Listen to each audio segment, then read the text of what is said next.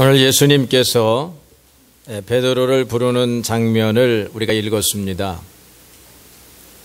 오늘 우리들은 또 다른 베드로들입니다. 주님께서는 오늘도 살아계셔서 베드로와 같이 우리들을 부르고 계시는 줄로 그렇게 믿습니다. 베드로가 살고 있는 동네는 우리가 잘 아는 바와 같이 갈릴리 호수입니다. 그리고 그 동네는 중앙정부인 예루살렘에서 볼 때에 완전히 벽지, 오지입니다. 그래서 사실은 세상 사람들은 사람을 골라서 쓸 때에 갈릴리 사람 그러면은 포기를 했습니다.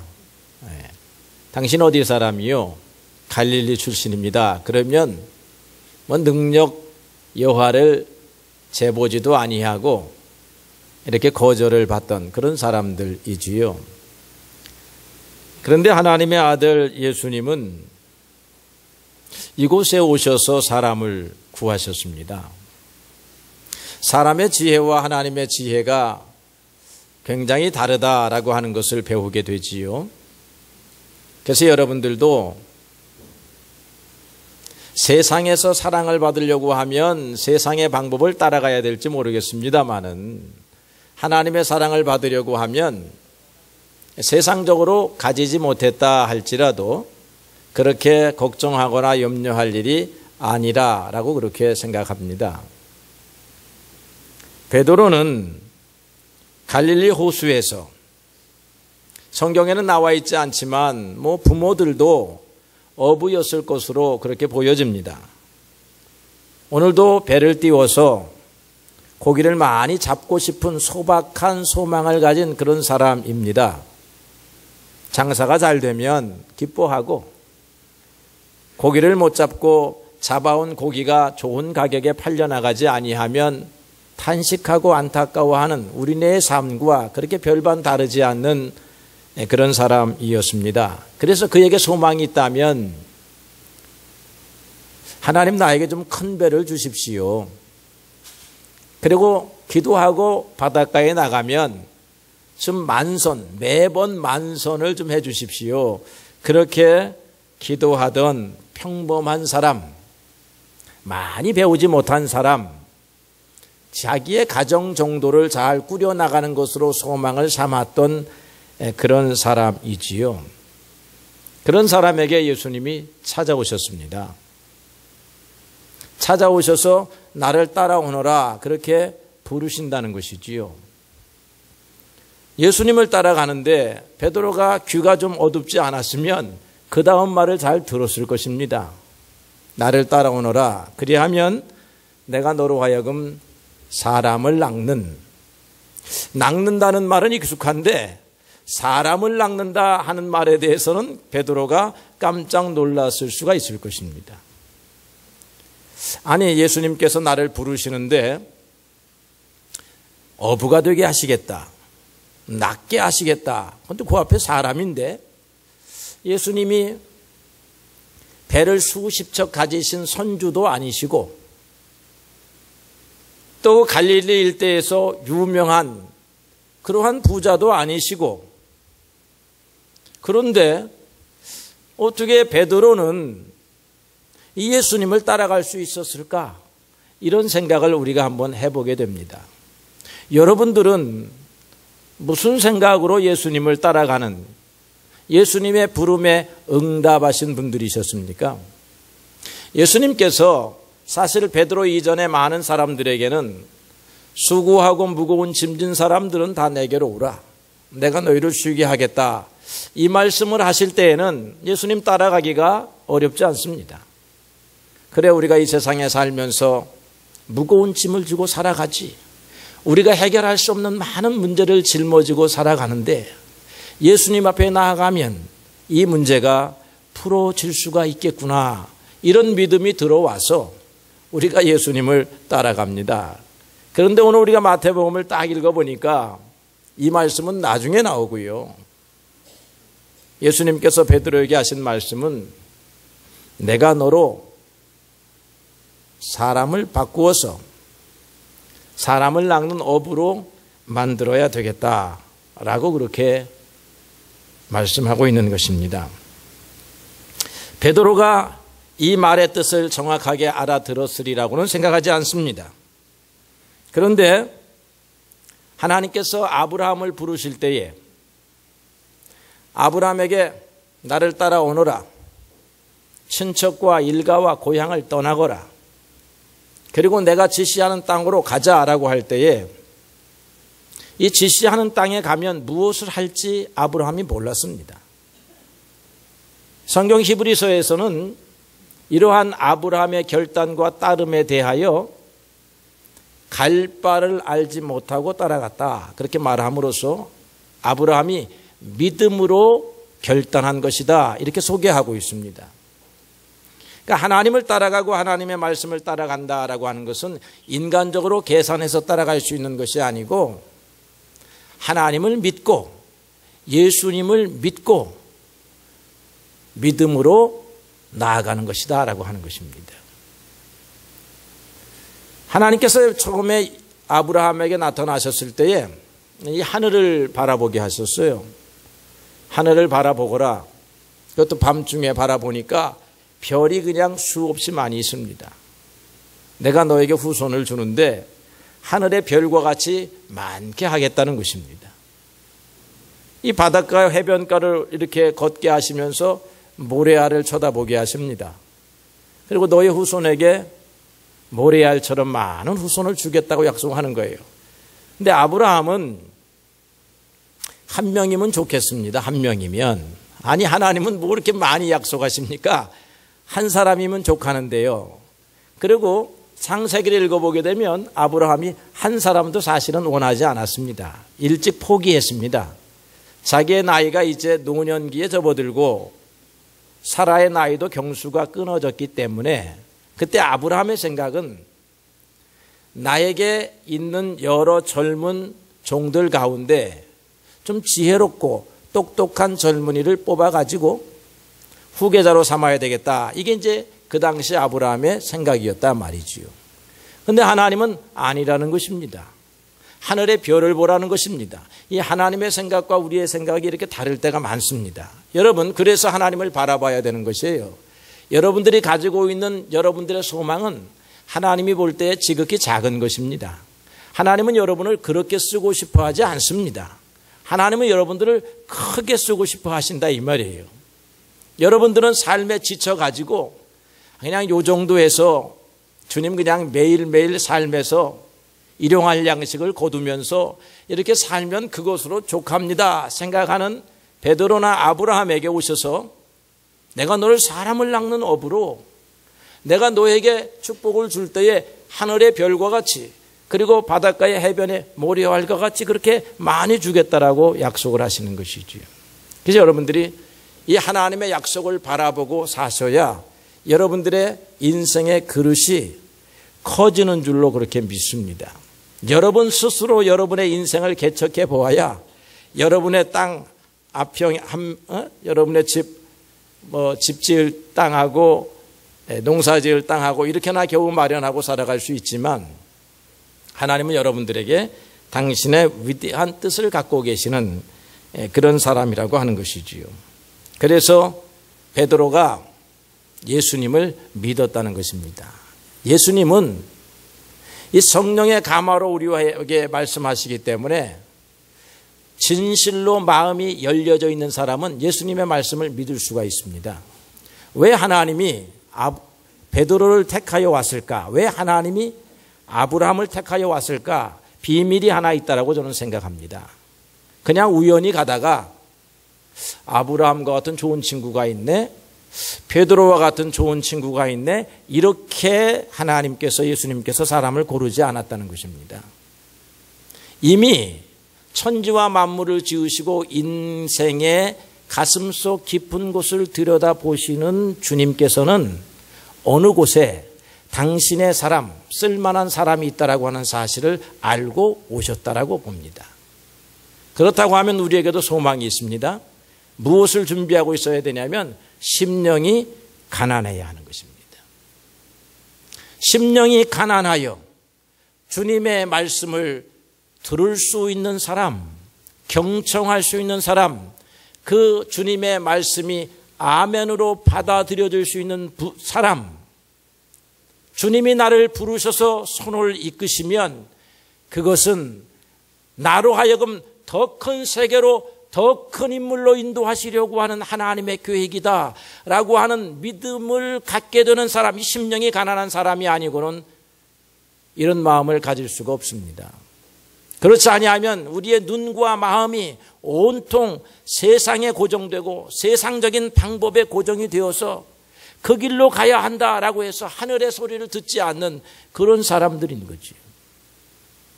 존 버년이 지은 철로 역정에 보게 되면 열심히 농사짓는 농부의 이야기가 나옵니다. 그러나 이 사람은 열심히 농사짓느라고 호미질하고 괭이질 하느라고 하늘을 쳐다볼 수가 없었습니다. 하늘의 음성을 들을 만한 여유가 없었습니다. 오늘 여러분들은 하나님의 음성을 읽고 들을 수 있는 여유를 가지셨으니 여러분의 심령은 우리 주님이 찾으시기에 아름다운 가난한 심령들이라 그렇게 믿습니다. 그렇게 해서 베드로가 그물을 내려놓았습니다. 배를 떠납니다. 사람을 낚는 어부가 무엇인지 모르지만 사람을 낚는 어부가 되겠다고 주님을 따라다니게 되지요. 그걸 잘 몰랐다고 하는 이야기를 우리가 마태복음을 읽다 보면 19장에 이렇게 나옵니다. 베드로가 예수님께 이렇게 물어요. 예수님, 우리가 모든 것을 버리고 주님을 따랐습니다. 우리가 얻을 것은 무엇입니까? 이때 가서 묻더라고. 한참 따라나고 다니고 난 다음에 주님, 우리가 다 버리고 떠났는데 무엇을 얻겠습니까? 라고 할 때에 예수님이 마태복음 19장 27절 이하 이 3복음서 공간복음서에 다 나오는 이야기입니다. 내 이름을 위하여 집이나 형제나 부모나 자식이나 전토를 벌인 자마다 여러 배를 받고, 마태복음에는 여러 배를 받고 마가복음에서는 100배를 받고 현세에서 100배를 받고 또 영생을 상속하리라, 이런 축복의 약속을 주셨습니다. 수고했는데 그 수고에 현세에서 사실은 헤아릴 수 없는 하나님의 축복을 허락해 주신다고 하는 말이죠. 겸하여 영원한 생명도 주신다는 것입니다. 오늘날 많은 사람들이 성공은 했지만 영예로운 이름이나 하나님이 인정하실 만한 영원한 생명을 얻는 데는 실패합니다. 오히려 명예를 잃어버려야, 오히려 양심을 뒤로 해야 이 세상에서는 성공할 수 있다, 그런 세상입니다. 우리가 하나님을 떠나가면 양심을 지키고 신앙을 지키고 어떤 때는 치열한 경쟁 사회 속에서 한 발 뒤늦게 가고 이렇게 가는데 시간이 지나다 보니까 하나님께서 신비하고 놀라우신 방법으로 이 땅에서도 100배의 축복을 받게 하신다라고 하셨으니 여러분, 주님을 따라가면 모든 것을 놓고 이제 내 삶은 없구나 이렇게만 생각할 일이 아닌 것입니다. 여러분들에게 눈이 열리고 믿음의 눈이 열려서 이 주님의 약속이 아멘으로 받아들여질 수 있게 되기를 바랍니다. 그럼 사람을 낚는 어부라고 하는 것이 무엇이냐? 사람들이 물속에 빠져 있다라고 하는 것을 전제하는 말이지요. 사람들이 물속에 빠져 있는데 구명정이 없어서, 헤엄치는 기술이 없어서 허우적거리면서 곧 죽을 것 같은 사람들이라고 하는 것입니다. 이런 사람들을 건져내야 한다라고 하는 것이지요. 우리가 오늘 읽지 않았습니다마는 4장 24절에 보게 되면 예수님이 이런 일을 하셨어요. 그의 온 소문이 수리아 전 지역, 갈릴리 지역에 퍼졌습니다. 사람들이 모든 앓는 자, 각종 병에 걸려서 고통당하는 자, 귀신 들린 자, 간질하는 자, 중풍병자를 데려오니 예수께서 그들을 고치시더라. 사람이 고통당하는 게 이 정도만이 아닙니다. 사람이 고통당하는 것을 우리가 목록을 리스트로 우리가 뽑아본다면 수천 가지 수만 가지입니다. 질병의 목록도 수천 가지 수만 가지, 여러분의 연약한 심령이 상처받는 이유도 수천 가지 수만 가지. 사람들은 다 물속에 빠져 있는 것과 같습니다. 그런 사람들에게 무엇을 가르쳐 주어야 하느냐면 하나님의 복음의 말씀을 가르쳐 줘야 합니다. 예수님은 그래서 온 갈릴리를 두루 돌아다니면서 복음을 가르치시며 천국 복음을 전파하셨다라고 하는 거죠. 천국 복음은요, 우리가 크게 세 가지 내용으로 우리가 소개할 수 있는데, 첫째는 하나님이 당신을 알고 계십니다 라고 하는 것을 전해주는 것입니다. 이 세상에서 나 홀로 살아가고 있다, 나 혼자 고독하다, 나를 도와줄 사람은 없다, 나를 지켜보는 사람은 없다라고 할 때에 이 지켜보는 눈, 금요일날 제가 송솔 집사님에 관한 간증을 여러분들에게 소개했는데요, 13살 때 줄리어드 프리스쿨, 그러니까 미리 가서 합격을 해놓고 거기에서부터 이제 영재로 공부하는 건데, 부모님도 일하기 바빠가지고 따라가 주지를 못했습니다. 지금 학교에 합격하느냐 합격하지 않느냐가 인생에 굉장히 중요한 결정적인 전기가 되는데, 다른 부모님들은 다 따라왔습니다. 그래서 연주하는 모습을 지켜봅니다.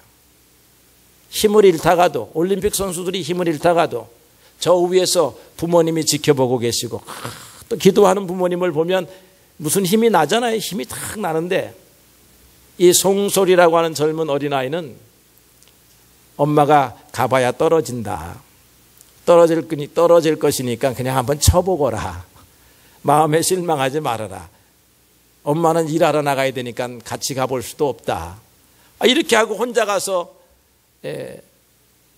대학 교수들이 딱 지켜보는 곳에서 연주를 합니다. 부모가 지켜보지 않지만 하나님이 지켜보고 계신다라고 하는 사실을 그 어린 소년이 믿었기 때문에 힘을 낼 수가 있었다는 것입니다. 이런 사람들은 세상의 절망 속에 빠져 있다가도 나의 사랑하시는 나의 주님이 나를 지켜보고 계신다라는 것이 복음입니다. 하나님이 당신을 사랑하십니다. 하나님이 당신을 향하여 크고 놀라운 계획을 가지고 계십니다. 한 10수년 전에 미국의 뉴욕 타임즈 같은 데 기사가 하나 났는데요, 애슐리라고 하는 미국 여인이 있었습니다. 이 여인이 강도를 만났습니다. 문을 따고 강도가 저녁 시간에 찾아왔습니다. 목숨을 위협하고 그 다음에 모든 것을 훔쳐가려고 합니다. 그런데 이 애슐리라고 하는 여인은 신앙의 여인이어 가지고 강도에게 편안한 마음으로, 불안하지 않게, 여러분 강도 만나면 난리치면 안 됩니다. 편안한 마음으로 다 가져가십시오. 우리 집에 있는 거 모두 다 가져가십시오. 여러분 이렇게 내려놓으면 편안해요. 강도가 놀랍니다. 그런데 다 가져가도 좋은데 제가 선생님에게 한마디만 좀 하게 해주세요, 그랬다는 것입니다. 강도가 여자가 지금 놀라고 뭐 방어하려고 하고 뭐 그래야 강도도 놀래가지고 뭐 악한 생각이 나오는데 다 가져가라고 하는데 한마디만 들어보라 이거예요. 한마디만. 그 뭐냐 하고 강도가 말하라고 하니까, 하나님이 당신을 사랑하고 계시는 걸 알고 계십니까? 하나님께서 당신에게 이 강도집보다 다른 더 좋은 계획을 갖고 계시다고 하는 사실을 알고 계십니까? 전했다는 것입니다. 갑자기 하나님의 마음이, 성령이 그 강도의 마음을 감동감화시킨 것입니다. 안 뺏기려고 하는 사람들하고 싸워서 살인하고 죽이고 하던 이 강도가 저렇게 평안한 상태로 하나님의 말씀을 전하는, 여러분 그럴 때 살아계신 하나님이 옆에 계신 것 아니겠어요? 강도가 주저앉았습니다. 다른 사람 같으면 어떻게 하겠어요? 도망을 가거나, 이 여자는 가서 차를 끓입니다. 차를. 그리고는 차를 대접하면서 하나님의 사랑을 얘기해 줍니다. 그리고는 자기가 받은 하나님의 사랑을 얘기해요. 이게 대서특필된 적이 있어요. 나는 강도짓밖에 할 것이 없다. 강도도 하지 않고는 살 수가 없는 사람이다. 나는 이 세상에 불만이 많다. 부모도 나를 돕지 아니했고 사회도 나를 돕지 아니했다. 그렇게 살아가는 강도와 물속에 빠져서 죽어가는 영혼이지요. 그 영혼에게 진심으로 하나님의 말씀 한마디를 전하였더니 성경을 다 알지 아니해도 됩니다. 하나님이 우리를 지켜보고 계시고 사랑하고 계시는 것을 당신은 아십니까? 하였더니 이 사람이 물속에서 건짐을 받게 되었다라고 하는 것입니다. 예수님의 사역이 이랬고 제자들의 사역이 이랬습니다. 요한복음 9장에 보니까 예수님과 제자들이 길을 가다가 나면서부터 소경된 사람을 젊은이를 만났습니다. 제자들이 물었습니다. 예수님, 저 사람이 소경이 된 것은 누구의 죄입니까? 나면서부터 소경이니 저 사람이 뱃속에서부터 자기가 죄를 지은 것입니까? 아니면 부모가 죄를 지었기 때문에 저런 고통을 당하는 것입니까? 이게 그 당시 사회의 모든 사람들의 생각이었습니다. 그러니까 이 소경은 눈도 보이지 않아서도 고통스럽지만 죄를 회개해. 넌 하나님한테 징벌을 받았어. 하나님이 너는 돌아보지 않는 사람이야. 살아갈 가치가 없고 의미가 없는 사람이었습니다. 하루하루가 고통스러운 젊은이였습니다. 예수님께서 그건 저 사람의 죄다, 부모님의 죄다, 다 데리고 오너라, 회개시켜가지고 고쳐보자 이러지 않았어요. 그 젊은이 보는 앞에서, 제자들 보는 앞에서 저 사람의 죄도 아니요, 그들의 부모의 죄도 아니라 이 사람을 통하여 하나님이 어떻게 일하시는가를 보여주려고 하시는 것이다. 이 말을 듣는 젊은이, 여러분 여기에서 우리는 다른 각도로 복음을 이야기할 수 있지만 이 젊은이의 심정에서 생각해 보면 이게 젊은이의 죽어가는 심령을 살리는 복음의 말입니다. 아, 내 죄가 아니었어. 우리 부모님의 죄도 아니었어. 그런데 왜 나는 여태 그렇게 살았을까? 왜 그런 사람들이 그렇게 말하면 그런 줄 알고 살았을까 하다가 주님께서 먼저 그 심령을 고치시고 그리고 실로암 못에 가서 눈을 뜨게 하심으로 그 젊은이의 온전한 전인이 육체도 영혼도 고치시는 것을 보게 되지요. 오늘날 많은 사람들이 물질적으로는 풍요해도 이렇게 정신적 불구, 외로움, 고독감 이런 속에서 살아가는 사람들이 많은데 이것을 치료할 수 있는 길은 하나님의 사랑이 아니고서는 불가능하다라고 하는 것입니다. 우리가 이런 일을 해야 된다는 것입니다. 그런데 우리가 여기서 오해하지 않아야 할 사안이 하나 있어요. 이 베드로를 불렀는데 베드로가 지금 그물을 내려놓고 배를 버리고 부모도 떠나고 가니까 그 다음에 세베대의 아들들인 야고보와 요한도 떠나니까 아, 주님을 따라가는 것은 오늘 당장 내가 가지고 있는 모든 것을 내려놓고 주님을 따라가는 것인가 보다 이렇게 생각하면 따라갈 수 있는 사람이 하나도 없습니다. 물론 저 같은 사람은 내 생각도 버리고 주님을 따라가는 성직자의 대열에 서기는 했습니다만은 오늘날 그렇게 부르시는 게 아니다 이거죠. 이 베드로를 부를 때에는 주님에게는 일꾼이 한 사람도 없었습니다. 그래서 베드로도 부르고 마태도 부르고 그러면 그들이 다 따라서 주님의 제자가 되지요. 주님이 돌아가시고 난 다음에 120명의 성도들을 통해서 그리고 7 집사를 통해서 복음이 막 전파가 됩니다.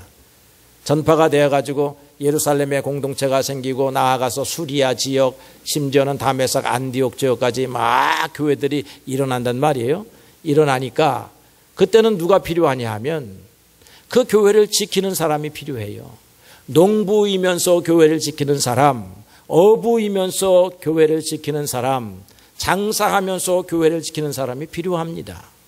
그 대표적인 사람들이요, 누가 있느냐 하면 빌립보 교회에 루디아라고 하는 여인이 있습니다. 루디아가 장사하는 것을 그만두지 않았어요.